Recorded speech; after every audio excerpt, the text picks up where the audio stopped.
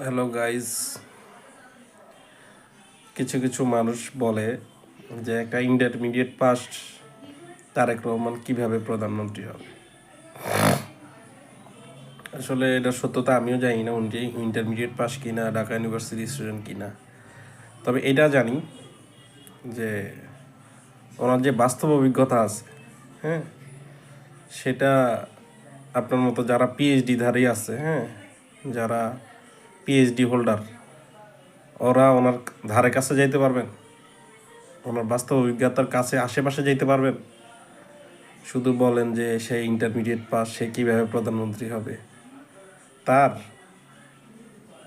আশেপাশেও আপনি নাই। হ্যাঁ, যারা এসব কথা বলতেছেন, হ্যাঁ, সমস্যা নাই, বলতে থাকেন, দেখা যাক।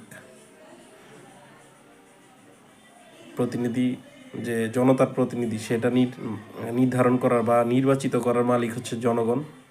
সো দেখা যাক জনগণ কী রায় দেয়। ধন্যবাদ সবাইকে।